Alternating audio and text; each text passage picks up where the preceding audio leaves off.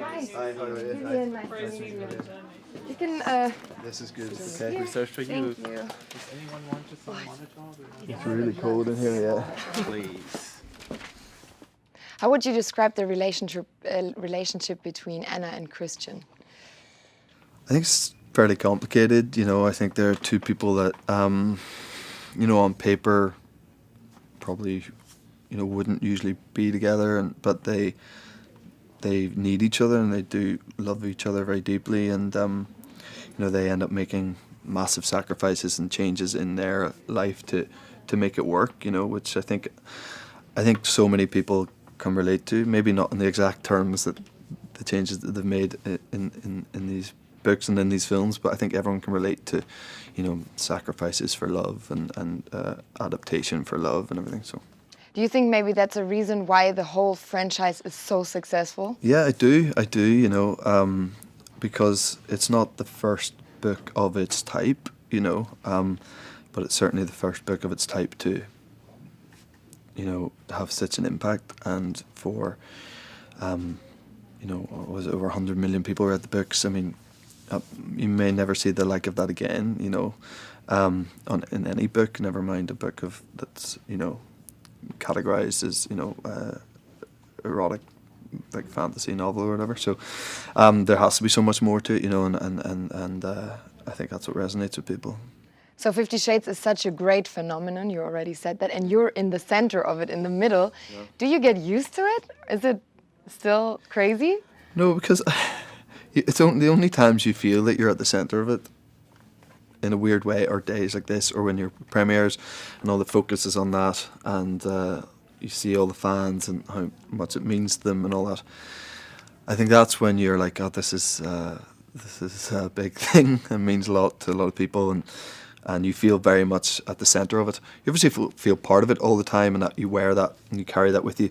But when you're in such a bubble when you're making movies, and it is just very much just you, the other actors and the crew, and that sort of outside world and intrigue with what you're doing, and interest, it sort of doesn't filter in a way, unless now and again we're like on location somewhere and fans would be there and you get a sense of it. For the most part, you're sort of in a studio like this and you're just focused on the work, and you're not that aware of the sort of heightened madness around something like this. How did your life change? I mean, can you grab a coffee somewhere and just be relaxed on the streets in London? Yeah, I think so. I mean, I definitely get recognised more now than I would have previous to this job, of course, but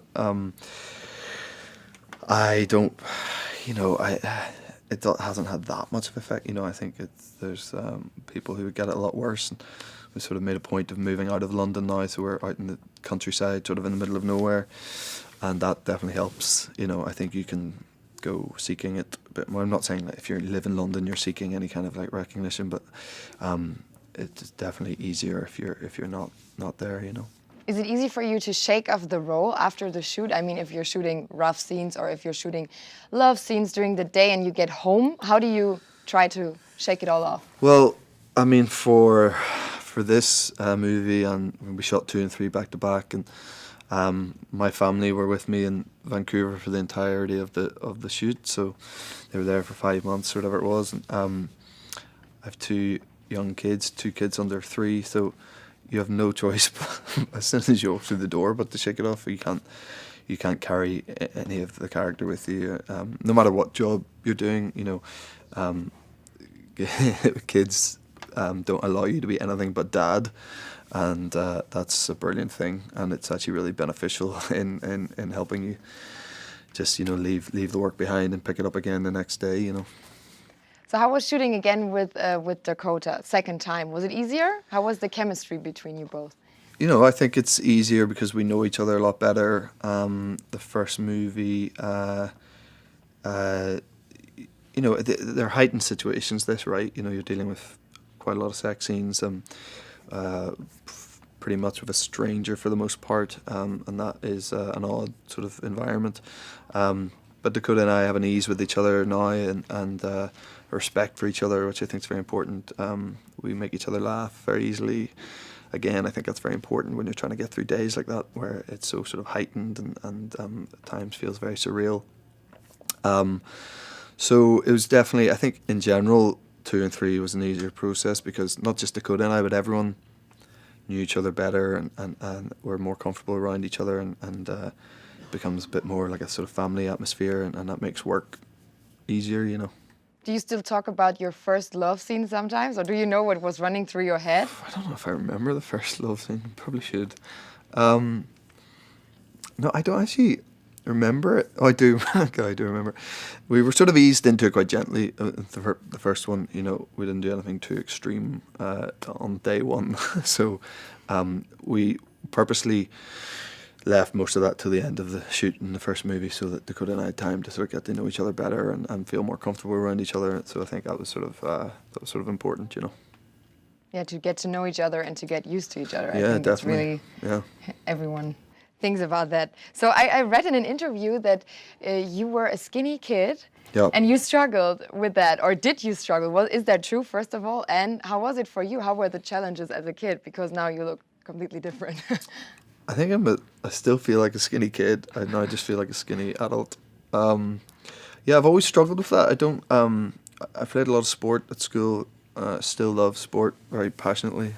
And I played a lot of rugby at school, and I was never. I sort of loved it and did all right at it, but always just wasn't sort of big enough. And I think that does have quite an effect on you mentally, you know. And it means that you sort of are always striving to sort of prove people wrong, I think, in that kind of world. But yeah, I think like so kids, you know, every kid has so many insecurities, and you know, I don't think you shake them off in adulthood. I think you carry them with you, and a big part of me will always feel like the skinny kid who isn't quite big enough to be playing with the big guys, you know. But you do. Obviously, you are. Well. So you made a big transition from your modeling career to your acting career. Mm-hmm. What were the challenges? I mean, it worked out really well. It's worked out okay so far, I think, but that could all change any moment. I'm always fearful of that or mindful of that. I never wanted to be a model, really. Something I sort of felt like the right thing to do at the time and sort of guided down a path to an extent, and I needed to be guided down it because I wasn't going to take it myself, I don't think. But without that, if I hadn't gone down that path, I never probably would have ended up here, ended up acting. I just had a very strong sense when I was younger, and when you're starting to try to make those decisions in your late teens of like what you're going to do for a living and stuff, those terrifying prospects. I just knew that I didn't want to work in an office environment of any kind. I knew I didn't have the right temperament or aptitude or sort of resilience to do that. So, you know, I'd always enjoyed acting or whatever, and the modelling thing, just I know what that was, but it happened for quite a long time, and then I was very happy to get out of it. So I read in an interview that you shared an apartment with Eddie Redmayne. Is that true? How can I imagine this living situation? Party every day, or how was it? We partied a bit, yeah, we did. We were, it was a long time ago now. We, you know, Eddie's one of my closest friends, and him and I, and there's a sort of load of actors from the British Isles, if you like, in Britain and Ireland, and we'd all come over to LA and try and fail to get work, and I mean, it really was like that. Like it wasn't really happening for any of us, and we were all in our early to mid 20s, I guess, at the time.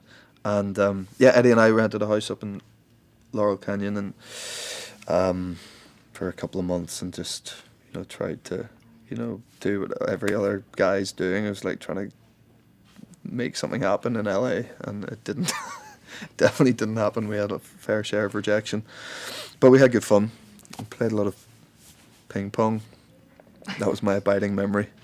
We played a lot of table tennis. That's how we filled the days after failed auditions. Sounds like fun. Yeah, beer and table tennis. It's a good combination. Okay, do you know any funny story of any craziest fan reaction you have had? Not really. I mean, there is one that I remember.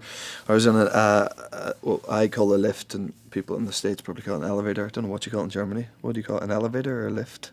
Aufzug, elevator. Elevator, okay. So I was in an elevator, and there was a woman who sort of mid-flight recognised me as being Christian Grey, and she was a few sheets to the wind, as you say. She was pretty hammered, and she started telling me about how 50 Shades had induced a baby for them. Not induced, like she wasn't in labour and then read it and went into labour, but like they, as a result of reading the book, her and her partner started to have far more sex, and they got a baby out of it. And they could, she said, she was hammered, but I think she said that they couldn't have children before or something. So that's quite a positive, nice fan reaction. What did you say? Well, Congratulations. I don't know, what do you say? I was like, that's great, you know, you should name the baby Christian, I don't know.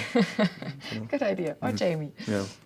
So, how did this fame affect your personal life? What did change for you? I mean, you said you moved to the countryside, and how did your family and your closest family react? I mean, I don't think any of that really changed it. I mean, we moved to the countryside, but we've had a place in the countryside for 6 years anyway, so we just decided to move there more permanently. You know, on the personal side of things, like nothing really changes. You know, my family are the same. I've had the same group of mates since I was a very young kid, and they really don't care about what I do for a living. It doesn't interest them at all. What they do for a living doesn't really interest me much. Our friendship is based on things above that, hopefully. So everything just sort of goes on regardless. I think they get freaked out if guys have grown up with me when there's people recognise me and stuff. They don't enjoy that. I don't enjoy it either. But I think they find that very sort of alien because it's so far from what we would have known growing up. You know, unless you grew up somewhere weird like LA, you probably aren't sort of used to that kind of thing. You know. Did they watch the movie? I'd say some of my friends have watched the movie, but I'd say for the most part they haven't. No. Okay. Thank you so much. Thank you very much. Thank you Nice so to meet much. you. Have a good day. Thank you.